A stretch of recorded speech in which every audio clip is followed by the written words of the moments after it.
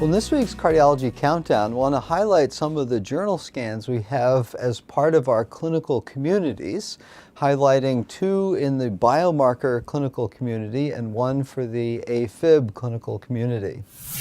So to begin with, we have a very interesting analysis of galectin-3, a newer biomarker for heart failure, measured both at baseline and at either 3 and 6 months, where this study looked at the change in galectin-3 over those 3 to 6 months versus subsequent outcomes.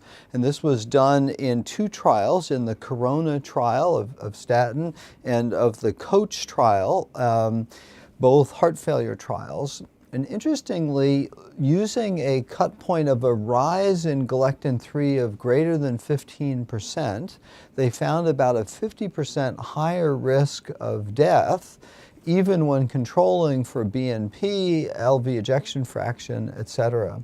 And so an interesting new marker that's a marker of fibrosis that may give interesting pathophysiologic insight into higher risk in heart failure.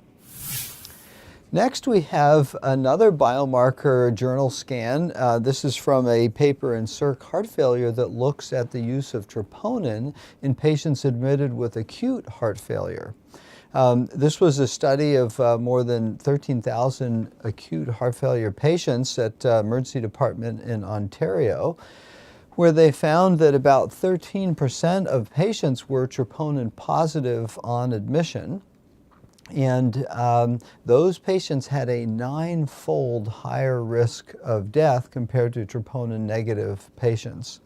They found, not surprisingly, there was a higher rate of coronary angiography, about 20% versus 10%, and subsequent revasc.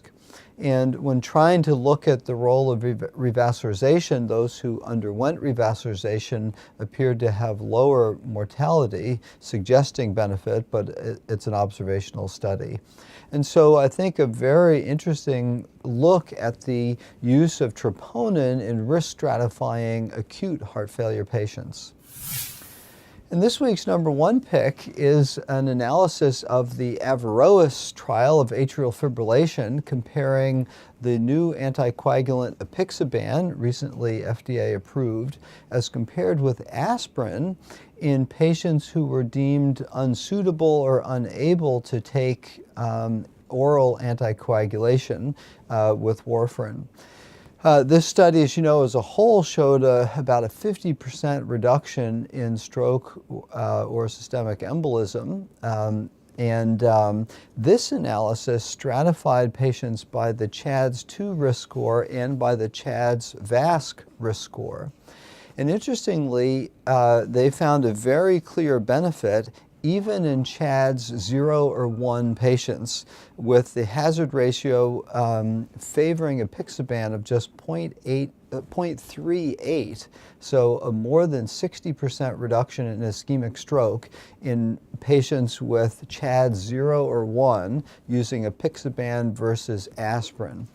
And so I think a very useful analysis to say that, as the European guidelines have noted, that even the low CHADS risk score patients benefit from anticoagulation, in this case apixaban. And so for this week's Cardiology Countdown, I'm Chris Cannon.